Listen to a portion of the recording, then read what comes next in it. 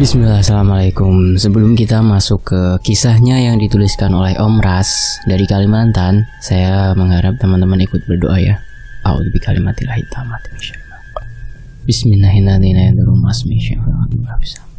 Wa huwa samiul alim.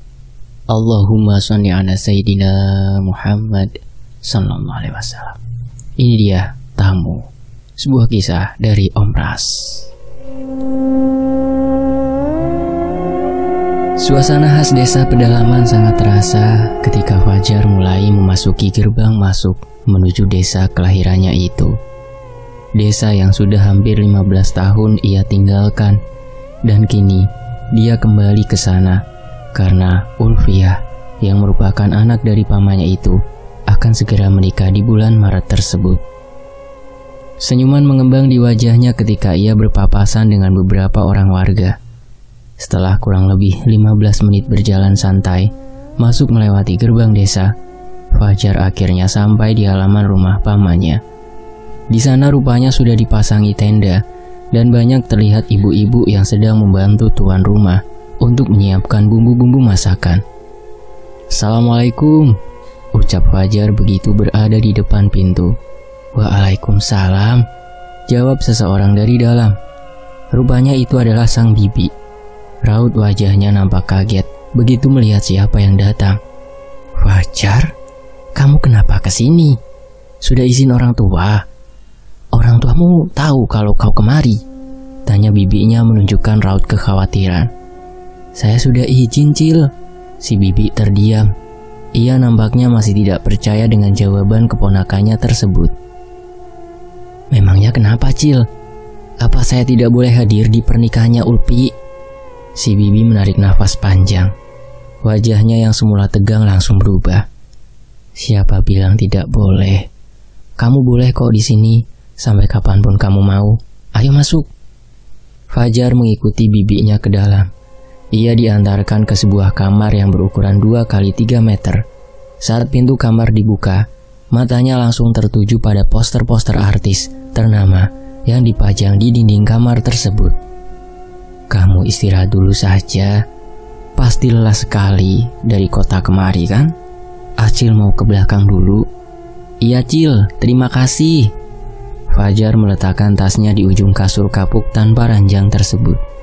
Kemudian, ia mulai mengeluarkan beberapa pakaiannya dan menyusunnya di atas rak yang ada di kamar tersebut. Ia juga mengeluarkan HP dan laptopnya. Namun di desa itu, nampaknya masih sangat jauh tertinggal dari desa-desa lain. Sinyal dan listrik sama sekali tak ada. "Waduh," gumam Fajar. Tok-tok, suara ketukan pada pintu kamarnya terdengar. Fajar bergegas berdiri dan membuka pintu. Di sana berdiri seorang gadis cantik yang mengenakan daster motif bunga, dengan tangan yang membawa nampan berisi teh dan kue apam. Fajar nampak terpana menatap gadis itu. "Kenal lagi kah sama aku, Kak?" tanya gadis cantik tersebut seraya tersenyum. "Siapa ya?" Si gadis tertawa kecil. "Aku Iwi, adiknya Kak Ulfi." Fajar menepuk jidatnya. "Astaga, aku benar-benar tak mengenalimu. Padahal waktu itu kamu pernah mampir ke rumah sama paman. Tapi sungguh, aku tidak mengenalimu tadi, karena kamu sudah makin cantik dan sudah banyak perubahan sekarang," ujar Fajar membuat pipi gadis itu memerah. "Sudah 4 tahun berlalu," ucapnya malu-malu. Mereka mengobrol lama sekali, dan sesekali terdengar candaan ringan dari keduanya yang langsung membuat gelak tawa. "Jadi ini kamarnya Danis? Pantas banyak sekali poster-poster Mika Tambayong. Oh iya, Danis sekarang di mana?" Wajah Iwis ketika berubah, yang tadinya tersenyum ceria, kini wajah itu muram dan menunduk. "Kakak tidak tahu kalau Kak Dani sudah meninggal?" ujarnya balik bertanya. Fajar nampak kaget. Wajahnya menunjukkan raut ketidakpercayaan. "Meninggal?" "Iya, sudah dari 1 tahun yang lalu. Dia terjatuh dari pohon ketika mengambil madu di hutan. Jasadnya ditemukan dengan keadaan tidak utuh lagi. Menurut teman-temannya yang berangkat bersama, sewaktu tiba di hutan ia memisahkan diri dan pergi sendirian mencari sarang lebah." Jangan-jangan itu pembunuhan. Teman-temannya sudah diselidiki polisi belum? Tanya Fajar. Iwi menggeleng. Sebelumnya kan Danis memisahkan diri dari teman-temannya. Lalu kemungkinan dia menemukan pohon yang ada sarang lebahnya. Setelah dia naik, bisa jadi dia kena gigit sesuatu, atau pengaman yang dia gunakan tidak berfungsi dengan baik, sehingga ia terjatuh. Saat tubuhnya menimpa tanah, kemungkinan dia sudah kehilangan nyawa, dan akhirnya jasad itu dimakan oleh binatang buas di hutan. Abah pasrah dan sudah ikhlas dengan meninggalnya Danis, karena kami percaya itu bukan pembunuhan, Kak. Fajar mengerutkan alisnya. Ia masih tak percaya. Sudah, jangan terlalu dipikirkan. Di sini sudah bukan hal baru lagi ada kecelakaan seperti itu. 3 bulan yang lalu pun ada kejadian yang sama dengan Danis. Bedanya, jasadnya ditemukan di hilir sungai, terjerat bakah yang menjuntai. Tubuhnya benar-benar sudah membengkak dan berisi air. Aku sampai bergidik kalau ingat itu lagi, cerita Iwi. Wi, terdengar panggilan dari arah luar memanggil nama gadis cantik tersebut. Bergegas ia beranjak dan keluar dari kamar. Fajar melihat ke sekelilingnya. Ia memperhatikan setiap sudut kamar yang berukuran kecil tersebut. Tiba-tiba matanya terpaku pada sebuah huruf yang ada di dekat poster Dude Herlino. Karena penasaran dengan huruf yang ia duga adalah tulisan Danis, Fajar pun lantas melepaskan paku picik yang sudah berkarat dari poster tersebut. Halimunan? Apa itu halimunan? Ujar Fajar nampak bingung dengan tulisan itu. Fajar, makan dulu yuk, panggil bibinya menjulurkan kepala ke dalam yang membuat Fajar sedikit kaget.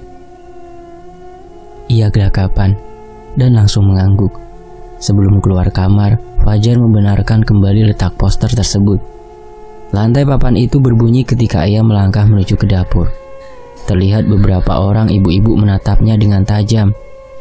Sebenarnya Fajar agak risih ditatap seperti itu, seperti tahu apa yang dirasakan Fajar. Iwi langsung menarik tangan pemuda itu, kemudian membawanya menuju ke arah meja makan bundar yang berada di sudut ruangan dapur.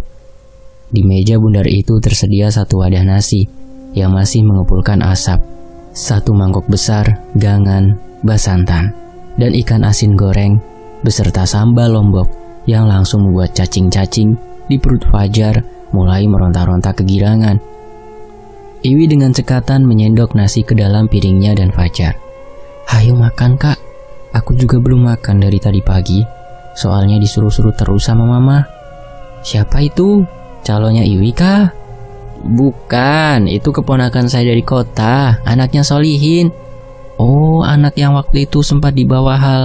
Shh, potong bibi dengan cepat. Dan ibu-ibu itu pun kemudian terdiam. Fajar nampak kecewa dan juga sangat penasaran dengan apa yang sebenarnya tadi akan ibu-ibu itu katakan. Kak, jangan diambil hati ya. Orang-orang di sini emang seperti itu, bisik Iwi. Di sisi lain, Wi, kamu tahu tidak apa yang dikatakan ibu-ibu itu tadi? Anak yang dibawa siapa? Apa anak itu benar aku, Wi? Tanya Fajar ketika ia membantu gadis cantik tersebut mengangkat jemuran. Aku juga tidak tahu apa maksud perkataan mereka. Sudahlah, Kak, jangan terlalu dipikirkan. Tidak penting juga. Fajar, kapan sampai kemari? Abah mamamu sehat? Waduh, Iwi, Fajar baru datang kok kamu suruh mengangkat jemuran segala? Bukan, Man, ini emang saya yang mau membantu Iwi. Sang paman merangkul bahu Fajar sambil tersenyum cerah. Nampak sekali pamannya itu begitu sangat menyayanginya. Sekilas Fajar menatap wajah cemberut Iwi menatap kepadanya. Fajar diajak mengobrol sampai malam hari. Dan ketika jam menunjukkan pukul 9 malam, barulah obrolan itu berakhir. Di dalam kamar, Fajar memijit-mijit rahangnya yang terasa sakit karena terlalu lama berbicara dan tersenyum. Kemudian ia merebahkan tubuhnya di atas kasur sambil memejamkan mata. Malam itu Fajar bermimpi aneh. Ia melihat dirinya sendiri duduk di sebuah pelaminan bersanding dengan seorang perempuan yang sangat cantik. Awalnya nampak biasa-biasa saja. Namun kemudian tamu-tamu yang hadir satu persatu mulai naik ke atas untuk menyalami sang pengantin, yaitu Fajar dan perempuan yang entah siapa. Saat tamu pertama menyalaminya, terasa sekali tangan itu nampak kaku dan sangat dingin. Begitu Fajar menatap orang tersebut, ia ditatap balik dengan tatapan mengerikan yang membuatnya langsung menundukkan kepala. Dan anehnya, tamu-tamu yang naik untuk menyalaminya itu seperti tak ada habis-habisnya, ada terus dan terus. Namun yang paling aneh adalah ketika Fajar mulai menyadari bahwa setiap tamu itu tidak memiliki garis di bawah hidung atau di atas bibir. Semuanya rata. Kemudian yang paling mengerikannya lagi, tamu-tamu itu perlahan-lahan mulai memalingkan kepalanya menatap Fajar. Fajar terbangun dengan keadaan tubuh yang basah oleh keringat. Astaga, untung hanya mimpi, ucapnya. Dari arah luar terdengar sayup-sayup orang mengobrol, namun tidak begitu jelas. Setelah sedikit lebih tenang, Fajar pun lantas beranjak dari tempat tidur dan kemudian berjalan keluar kamar. Fajar, sudah bangun nak? Tegur pamannya sembari tersenyum ramah. Iya paman, cuci muka dulu, ini ada kopi dan singkong bakar, suruh sang paman. Fajar berjalan ke arah kamar mandi. Kamar mandi itu tidak terlalu besar, hanya berukuran 1 kali 1,5 meter saja. Namun terlihat begitu nyaman dan peralatan mandinya pun tertata dengan sangat rapi. Dari kemarin saya tidak melihat Ulfia. Kemana dia paman? Tanya Fajar. Sang paman menuangkan kopi hitam dari dalam teko ke gelas kosong untuk Fajar. Senyum selalu merekah dari bibirnya. Ulfi ada di dalam kamarnya, lagi dilarang keluar. Makan minum diantarkan ke dalam, biar cahaya pengantinnya nanti terlihat lebih. Oh, Fajar menyeruput kopi hitam tersebut dan mengambil sepotong singkong bakar yang sudah pamannya kupas. Oh iya Jar, itu orang tuamu kemari kan nanti kalau hari hanya? Insya Allah paman, belum tahu juga. Mereka bilangnya memang mau kemari, tapi kemarin Abah baru saja berangkat ke Kalimantan Timur karena ada urusan pekerjaan. Ya sudahlah, tidak apa-apa. Yang penting sudah ada kamu yang mewakilkan mereka. Jam dinding baru menunjukkan pukul 4 subuh dan suara azan lama-lama terdengar dari kejauhan. Habiskan kopi Mujar, kita sholat, ajak sang paman. Fajar pun menurutinya. Setelah itu, ia mengganti pakaiannya dengan celana jeans panjang dan kemeja kotak-kotak. Fajar tidak membawa sarung, apalagi baju untuk sholat dan peci, karena memang dia sendiri jarang sholat jika di rumah. Saat akan keluar kamar, ia berpapasan dengan Iwi. Mau kemana kak? Mau ikut sholat ke masjid? Bah, mendengar jawaban Fajar, Iwi malah memanggil ayahnya. Ada apa? Ini Kak Fajar mau ke masjid? Masa pakaiannya begini? Nanti malah jadi bahan gibahan bapak-bapak di masjid, bah. Ujar Iwi menunjuk Fajar. Kamu tidak bawa sarung kah nak? Fajar menggeleng. Kalau peci? Lagi-lagi Fajar menggeleng. Wi, ambilkan sarung dan pecinya Abah di kamar gih, suruh paman pada Iwi yang tersenyum-senyum menatap Fajar. Wajah Fajar memerah karena malu ketika ia bahkan tak bisa memasang sarung dengan benar. Sepulangnya dari masjid, Fajar berjalan lebih ke belakang dari pamannya dan orang-orang lainnya. Ketika Fajar menoleh sedikit ke samping, ia melihat seseorang berjalan dengan menyeret kakinya. Wajahnya tak terlihat jelas karena orang itu menunduk. Tapi Fajar tak menghiraukannya. Ia kembali melangkah dan memikirkan banyak hal dalam benaknya. Dan ketika hampir sampai di rumah pamannya, Fajar lagi-lagi menoleh ke samping. Rupanya orang itu sudah tak ada lagi. Pagi itu, mereka berkumpul di dapur untuk menikmati sarapan. Telur dadar dan nasi goreng putih buatan bibinya terasa begitu sangat nikmat. Fajar sampai menambah beberapa kali pagi itu. Itukah yang disebut sarapan? Tanya Iwi bergurau. Gadis cantik itu nampaknya mulai berani pada Fajar. Sehabis makan, Fajar membantu pamannya untuk membuka penutup kayu bakar yang akan digunakan untuk memasak nasi di acara pernikahan Ulfi. Dua orang bapak-bapak datang dan langsung mengajak pamannya pergi. Fajar, paman ada urusan sebentar ya nak. Kamu istirahat saja di rumah. Nanti mintalah Iwi mengajakmu jalan-jalan. Kalau kamu mau keliling kampung, ujar pamannya sebelum pergi. Fajar mengangguk. Iya paman. Sekitar pukul 8 pagi, banyak ibu-ibu yang datang untuk bantu-bantu. Iwi duduk di dekat Fajar sambil menyeka keringatnya. Wajahnya nampak lelah. Kenapa? Capek kah disuruh-suruh terus sama mama? Dari subuh tadi baru sekarang bisa duduk. Mau jalan-jalan? Tanya Fajar. Ayo. Setelah berpamitan pada bibinya, Fajar dan Iwi pun berjalan-jalan mengelilingi desa. Dan ketika mereka sampai di ujung desa, Fajar melihat ada dua akar yang sangat aneh, mirip seperti pintu. Di bagian ujung atas dan bawahnya saling mengikat. Bagusnya akar itu, Wi, ujar Fajar seraya melangkah mendekat. Namun sebelum Fajar menyentuh akar tersebut, Iwi langsung menarik tangan Fajar dengan keras, sehingga membuat Fajar tersentak kaget. Maaf kak, tapi itu tidak boleh disentuh, ujar Iwi masih menarik tangan Fajar untuk menjauhi akar tersebut. Kenapa? Itu kan cuma akar. Iya, tapi akar itu tidak boleh disentuh, ujar Iwi. Iya, tapi kenapa? Melarang harus ada alasannya dong. Itu gerbang menuju dunia halimunan. Hah? Adakah yang seperti itu? Shh.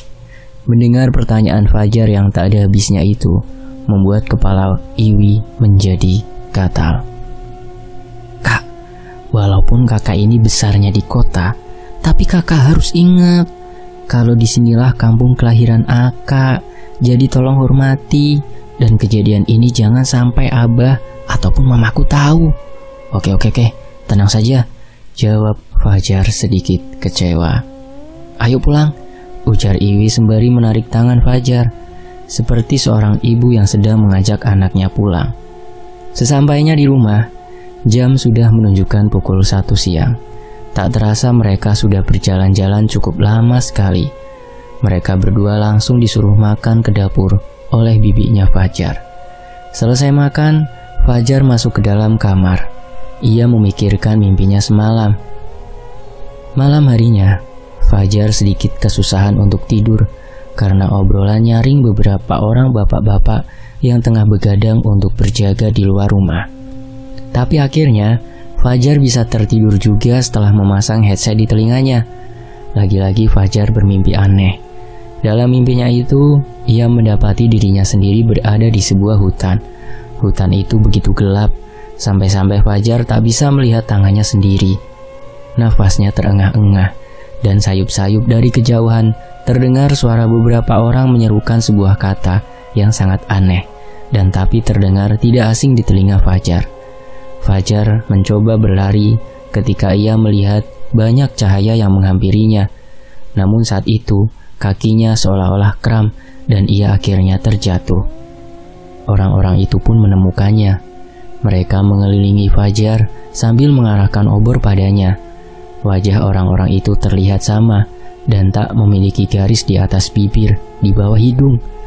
Mereka perlahan-lahan membungkuk dan melotot menatap Fajar. Saat itu Fajar berteriak, namun suaranya tak terdengar. Ia menutup matanya dan kemudian ia pun terbangun dari tidurnya dengan keadaan tubuh yang basah oleh keringat. Nafasnya tak beraturan. Ia takut dan sangat ketakutan mengingat mimpi aneh yang sudah 2 malam berturut-turut ia alami semenjak berada di desa tersebut. Apakah ini kualat? Karena aku tidak izin pada orang tuaku dan berbohong pada paman dan juga Acil, batinnya.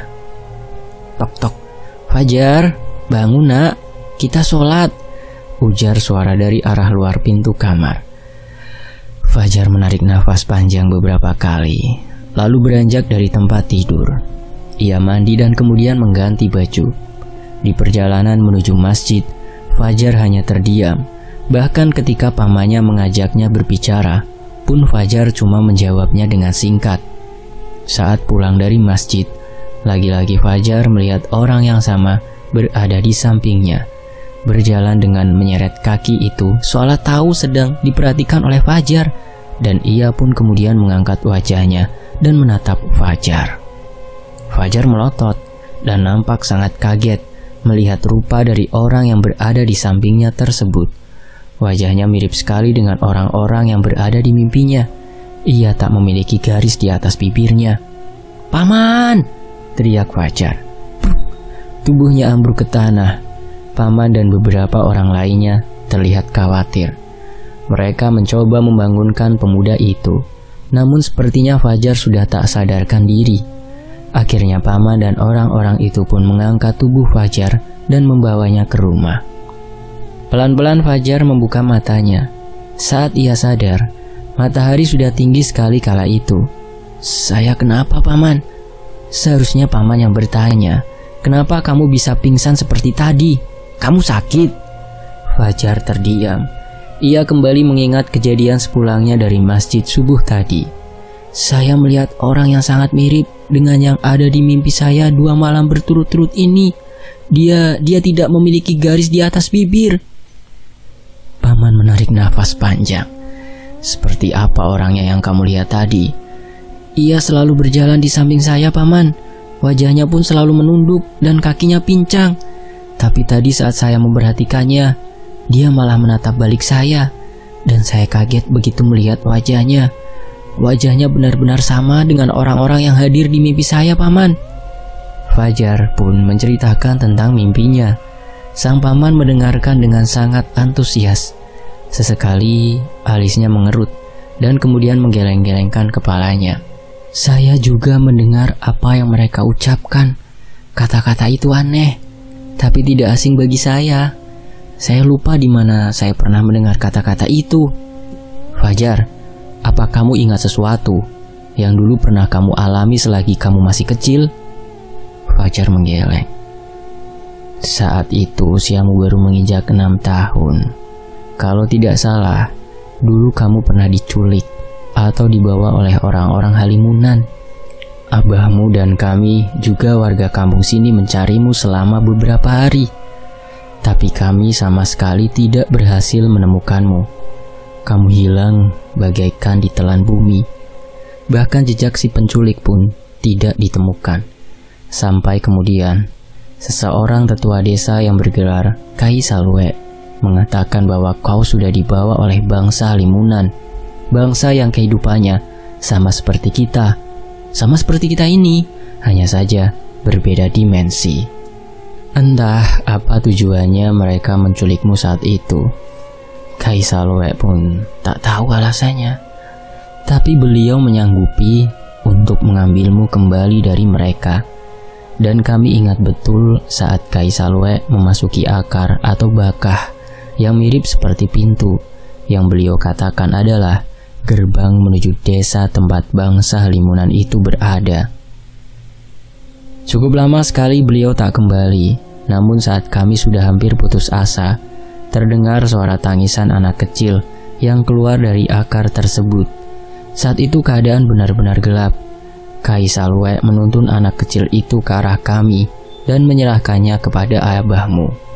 Semenjak saat itu, Kai Salwe menyuruh orang tuamu agar pindah ke tempat lain, supaya kau tidak dibawa oleh mereka lagi. Karena Kai Salwe yakin bahwa mereka pasti akan terus mengincarmu. Demikian cerita Paman. Fajar menarik nafas panjang. "Jadi itu alasannya kenapa aku tidak diperbolehkan kemari," gumamnya tanpa sadar. "Jadi kau berbohong tentang orang tuamu yang memberimu izin?"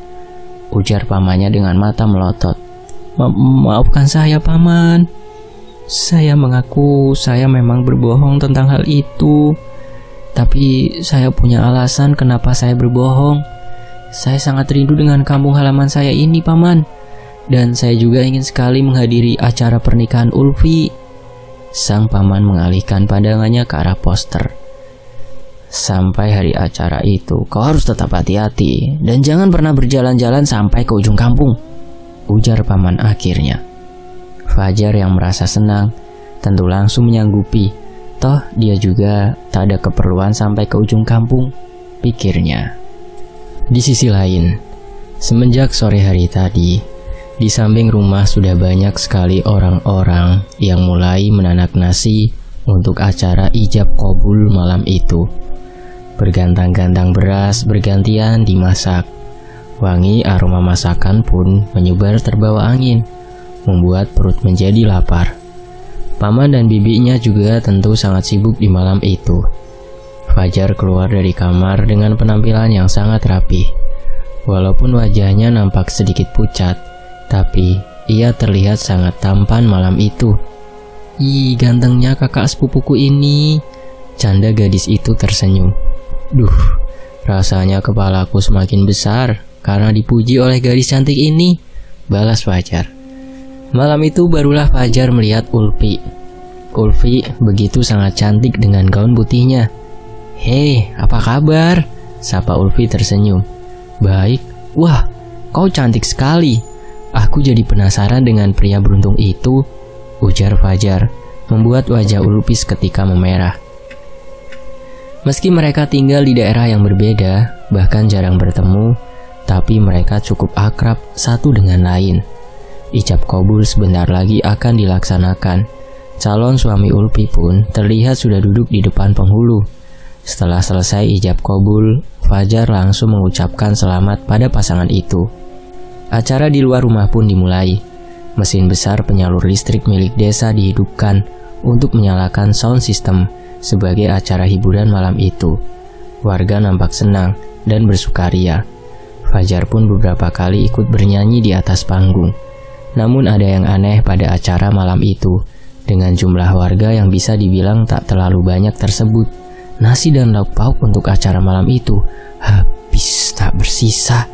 Sampai-sampai ibu-ibu di dapur kelabakan memasak untuk tamu-tamu yang tak kebagian makanan. Padahal warga tak ada yang membungkus makanan tanpa izin. Tapi anehnya, nasi dan lauk pauknya habis berkerik. Tamu-tamu yang hadir pun sangat banyak, sampai-sampai halaman dan sekitaran panggung padat oleh tamu. "Ini berapa desa yang diundang?" tanya seorang warga pada pamannya Fajar, yang nampaknya juga tak kalah bingung dengan kedatangan tamu-tamu sebanyak itu. Fajar sendiri merasakan bulu kuduknya selalu berdiri kala ia berdekatan dengan tamu-tamu tersebut. Ada yang aneh, itulah yang Fajar pikirkan saat itu. Fajar mencuri-curi pandang ke sebelahnya, di mana seorang perempuan tengah duduk menyantap makanan. Perempuan itu mengenakan kebaya merah dan rambut yang disanggul, dengan hiasan bunga melati di kepalanya. "Sepertinya kamu bukan dari desa ini ya?" tanya Fajar memberanikan diri. Perempuan itu berhenti menyendok makanannya dan terdiam untuk beberapa saat. Kemudian ia menoleh ke arah Fajar. Sepintas tak ada yang aneh, wajahnya cantik dan manis. Tapi ada sesuatu yang tak ia miliki, yaitu garis di atas bibir. Jantung Fajar berdegup dengan kencang. Perlahan-lahan ia berdiri dan bermaksud untuk masuk ke dalam rumah. Namun langkahnya terhenti ketika perempuan itu berkata hal yang sama seperti yang ada di dalam mimpinya. Dan seketika orang-orang yang berada di sana ikut menatap Fajar. Kepala Fajar terasa pusing begitu menyadari semua orang itu tak memiliki garis di atas bibirnya. "Astagfirullah, astagfirullah," ucap Fajar. Nafasnya tersengal. Ia memberanikan diri untuk berlari menjauhi orang-orang aneh tersebut. Namun matanya seakan ditutup oleh sesuatu. Ia sama sekali tak melihat rumah pamannya. Bahkan panggung tempat acara karaokean itu pun hilang, tak berbekas. Fajar panik. Ia berlari menjauh. Bukan hanya rumah pamannya saja, tapi rumah-rumah di desa itu ikut lenyap dari pandangan Fajar. Sejauh matanya memandang, hanya pepohonan yang ada di sana. Fajar terus melangkahkan kakinya, sampai kemudian tubuhnya menabrak seseorang. Orang itu tinggi dan besar. Ia menatap Fajar sambil mengatakan sesuatu, kata-kata yang ada di dalam mimpinya. "Hentikan, hentikan!" teriak Fajar mulai menangis. Lalu semuanya menjadi gelap. Saat terbangun, Fajar sudah berada di ruangan yang sangat aneh, namun nampak tidak asing baginya. Rasanya ia pernah berada di tempat itu, tapi entah kapan ia juga tak tahu. Apa ini semacam dejavu? Tidak, ini pasti mimpi. Seseorang siapa saja tolong bangunkan aku dari mimpi buruk ini, ujar Fajar. Sementara di rumah pamannya, Iwi sibuk mencari Fajar yang tak kelihatan semenjak tadi. Bah, Kak Fajar kemana? Coba cari di kamar. Mungkin dia sudah tidur. Sudah bah, tapi tidak ada. Sang paman akhirnya ikut mencari Fajar. Namun Fajar tak ditemukan. Pamannya mulai panik kala itu. Apalagi setelah menyadari bahwa tamu-tamu yang banyak tadi sudah menghilang. Tak menunggu sampai acara selesai, sang paman meminta bantuan pada beberapa orang warga untuk mencari keponakannya tersebut. Namun setelah mencari hingga pukul 2 dini hari, orang-orang itu menyerah dan berjanji akan melanjutkan pencarian esok harinya. Ya Allah, kemana anak ini? Kan waktu itu aku sudah menyuruhmu untuk mengantarnya pulang, tapi kau biarkan dia tinggal di sini. Kalau sudah begini, kemana kita akan mencari dia? Tak ada gunanya saling menyalahkan, Bah. Mah, sekarang kita pikirkan saja cara untuk menjemput Fajar, ujar Ulpi menengahi. Kalau hanya berkata itu mudah, Vi. Masalahnya sekarang kemana kita meminta bantuan untuk menjemput si Fajar? Kaisal Wek bahkan sudah lama meninggal. Tidak ada lagi orang yang mau membantu, apalagi sampai mempertaruhkan nyawanya. Paman tak berkata apa-apa. Beberapa kali ia menghela nafas panjang. Apa yang dikatakan istrinya itu memang benar adanya. Pagi harinya warga mulai berkumpul di halaman rumah itu. Acara pernikahan yang seharusnya dilanjutkan di pagi hari terpaksa harus ditunda karena mereka akan mencari Fajar terlebih dahulu. Paman berjalan di depan untuk memimpin kelompok pencarian. Beliau langsung menuju ke ujung kampung, berdiri mematung menatap akar yang berbentuk pintu tersebut. Bismillah, ucapnya sebelum masuk. Namun tak terjadi apa-apa. Paman masih berada di dunia manusia. Bahkan setelah beberapa kali mencoba keluar masuk akar tersebut, beliau tetap tak berpindah. Kau yakin dia dibawa lagi oleh Halimunan? Ya, karena dulu Kaisal Wek juga bilang bahwa anak itu pasti akan terus diincar. Paman Fajar terduduk di dekat akar tersebut. Ia menangis, menyesal karena sudah membiarkan Fajar tinggal di desa itu. Di waktu yang bersamaan, di rumah paman, orang tua Fajar rupanya datang untuk menghadiri acara pernikahan Ulpi. Mereka yang tak tahu kalau Fajar datang ke sana nampak bingung melihat pengantin yang tak berhias. Apa kami datang terlalu awal? Wah, syukurlah kalau begitu. Berarti kami bisa melihat ijab kabulnya nanti malam, ujar ibunya Fajar sumringah. Bibi yang mendengar perkataan itu seketika menangis sesenggukan. Ia tak tahu harus bercerita dari mana. Yang pasti saat itu Bibi terus-terusan meminta maaf pada kedua orang tua Fajar. Setelah agak tenang, Bibi kemudian mulai menceritakan apa yang sebenarnya terjadi. Tidak mungkin Fajar membohongiku.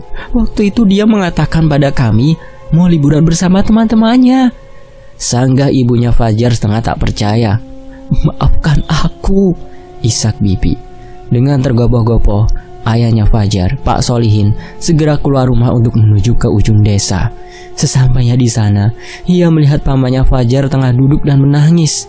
Ya Allah, Allahu Akbar, isak ayahnya Fajar terduduk lemas. Paman berusaha menenangkan saudaranya itu. Tiba-tiba datanglah suami Ulfi bersama dengan seorang nenek-nenek berkebaya. Di mana gerbangnya? Tanya beliau. Semua orang yang berada di sana nampak kaget. Cepat, kalau tidak pemuda tersebut akan dinikahkan dengan gadis dari bangsa Halimunan. Kalau sudah dinikahkan dia tidak akan bisa kembali ke dunia ini. Itu di situ, tunjuk paman cepat. Jari-jarinya gemetar. Mana pinangannya? Ujar si nenek pada suami Ulpi yang membawa banyak sekali pinangan. Si nenek melangkah menuju ke pintu yang merupakan gerbang penghubung antara dua dimensi berbeda tersebut. Beliau mengeluarkan sepah sirihnya lalu melangkah masuk. Dan anehnya, beliau menghilang dari pandangan orang-orang. sama seperti Kaisa Luwek pada 15 tahun yang lalu. Fajar yang berada di ruangan itu mendengar tawar-menawar untuk dirinya. Seorang laki-laki bertubuh besar membuka pintu dan menariknya keluar. Rupanya, nenek itu menawarkan pinangan yang dibawanya untuk ditukar dengan Fajar. Aneh sekali, pikir Fajar. Tapi mereka nampaknya sangat tertarik dengan tawaran pinangan tersebut. Sampai kemudian, seorang laki-laki tua datang dan mengiyakan pertukaran tersebut. Setelah deal, si nenek lantas menarik tangan Fajar. Ikuti aku kalau kau ingin pulang, dan jangan sesekali menoleh ke belakang, ujarnya sambil terus melangkah keluar dari desa itu. Sepanjang jalan nampak berkabut, bau-bau aneh terus tercium. Jangan menengok ke belakang, atau kalau tidak kita berdua akan mati di sini, ujar si nenek lagi. Mendengar hal itu, Fajar tentu sangat takut. Bahkan ia berjalan sambil memejamkan matanya, meski panggilan-panggilan di belakang terdengar mendayu-dayu. Akhirnya mereka berdua berhasil keluar dari gerbang penghubung itu dengan selamat. Kabut telah menghilang begitu Fajar melangkah keluar dari gerbang. Gerbang yang sebelumnya terlihat megah, kini nampak seperti akar, terikat bila dilihat dari dunia manusia. Fajar ambruk, ia jatuh pingsan. Sebaiknya bawa pemuda ini pergi, dan kalau bisa jangan kembali lagi kemari, ujar si nenek. Dan usut punya usut, ternyata nenek itu adalah nenek kandung dari suaminya Ulpi.